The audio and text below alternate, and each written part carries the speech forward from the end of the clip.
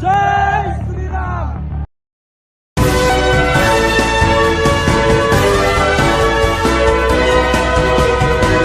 दोस्तों, पूरा गोदी मीडिया जो है ये बताने पर उतारू है कि साहब देखिए कि किस तरीके से रामनवमी के जुलूस पर मुसलमानों ने जो है पत्थरबाजी शुरू कर दी, जिसमें मैडम अंजना ओम कश्यप पत्थरबाजों की तस्वीर दिखाते हुए ये बताने की कोशिश करती रही कि साहब देखिए कि रामनवमी का जुलूस पत्थरबाजी क्यों।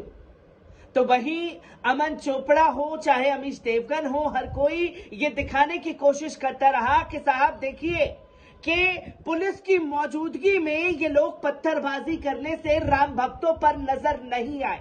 और असल में जो गोदी मीडिया इन्हें राम भक्त करार दे रहा है, मैं इन्हें राम भक्त नहीं मानता, क्योंकि राम जी का ये कृत्य कतई नहीं था कि दूसरे के मजहब में दखल अंदाजी करके अपने आप के वर्चस्व को सही साबित करें।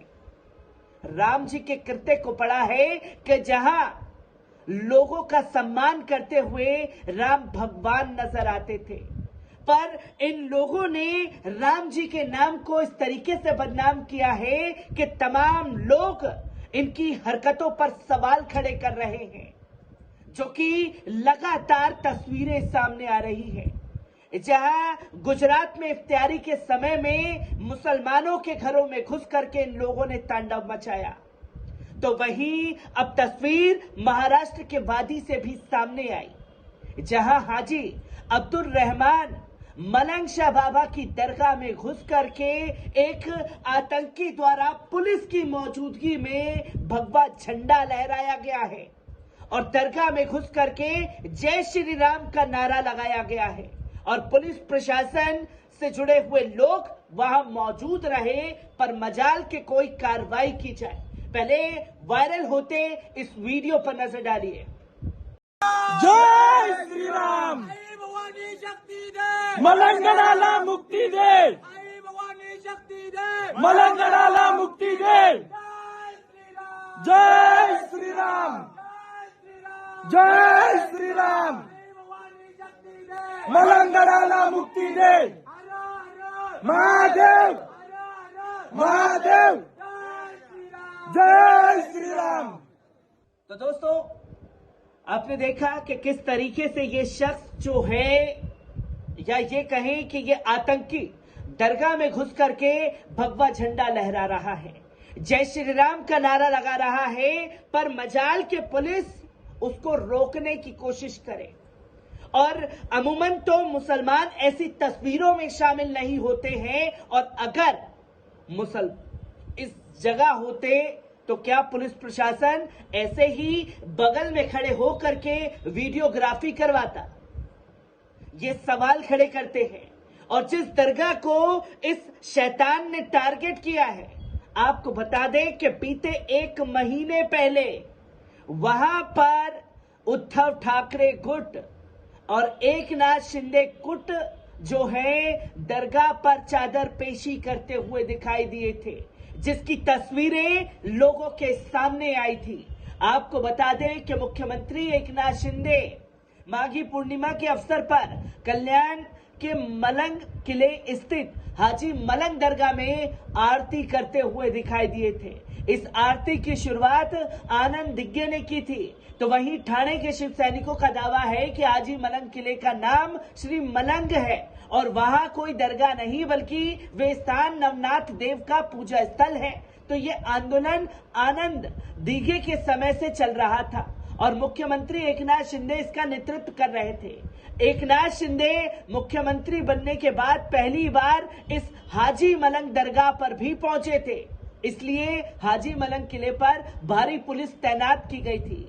ठाकरे गुट के राजन विचारक और विधान परिषद के नेता प्रतिपक्ष अंबासा दानवे भी हाजी दरगाह पर आरती करने पहुंचे थे, जिसकी तस्वीरें लोगों के सामने हैं, जहां दरगाह में आस्था खुद मुख्यमंत्री एकनाथ शिंदे रखते हैं और एकनाथ शिंदे ने वहां पर पुलिस की मौजूदगी करवाई।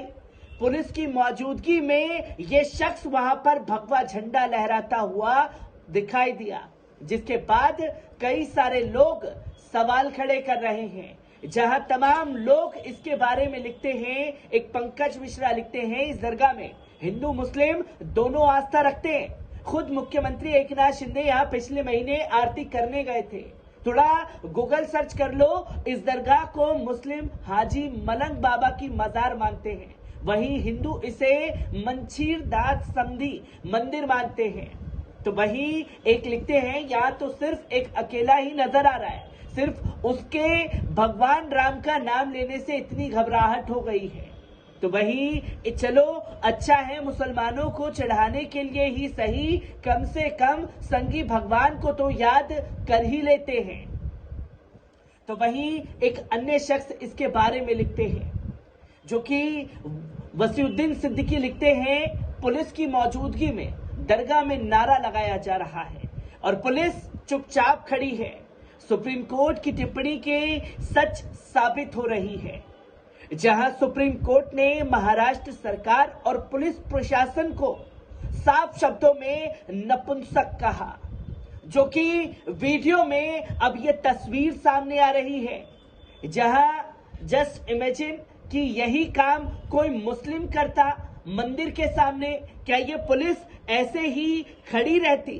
तब भी क्या देश का मीडिया तब भी ऐसे ही चुप रहता क्या? ये सब करके बीजेपी देश के लोगों को असली मुद्दे से भटका रही है और देश को बिगाड़ रही है और देश का बेड़ा गर्क कर रही है।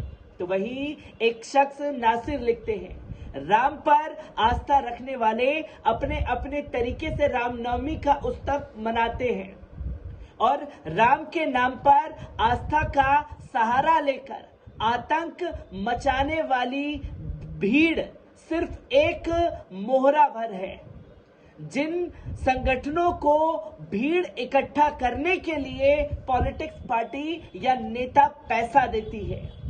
तो वही एक शख्स लिखते हैं, इन भाई लोगों को मस्जिद से कितना प्यार है, नारे मस्जिद के पास आसपास ही लगाएंगे, उस जगह पर ही जाकर के इन लोगों की आस्था जागती है।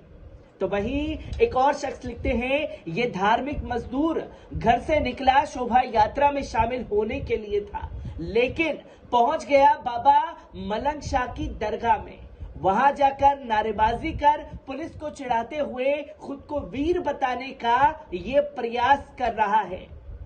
एक सुल्तान भुट्टो लिखते हैं कि इसका कोई अपना वे बाबा के पास भीख मांग रहा होगा, तभी ये वहां जाकर जोर जोर से उसे आवाज लगाकर बुला रहा होगा, लेकिन सामने वाला आने को बिल्कुल भी तैयार नहीं है। तो वही एक और शख्स लिखते हैं, अगर यही हरकत कोई मुस्लिम करता तो क्या पुलिस ऐसे ही चुप बैठती?